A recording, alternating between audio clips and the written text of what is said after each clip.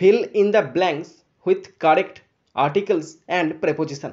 এই টপিকটা ক্লাস 1 থেকে ক্লাস 12 পর্যন্ত ভীষণ ইম্পর্টেন্ট। এছাড়াও তোমরা যারা বিভিন্ন রকম চাকরির পরীক্ষার প্রিপারেশান নিচ্ছ সেই পরীক্ষার জন্য তো ভীষণ ইম্পর্টেন্ট। আজকে আলোচনা করছি 195। We take pride dash Kolkata. আমরা কলকাতার জন্য গর্ব করি। We take pride in Kolkata. এখানে ইন বসলো কেন? প্রাইড, এই প্রাইড শব্দের পরে, প্রাইডটা নাউন ফর্ম, প্রাইড শব্দের পরে সবসময় ইন বসে। As dash centre, as the centre, দা কেন বসলো?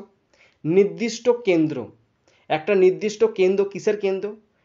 Dash art and culture of, art and culture of the country, দেশের শিল্প এবং সংস্কৃতির, সংস্কৃতির এর জন্য অফ বসলো। সংস্কৃতির কেন্দ্র কোনটা? কলকাতা।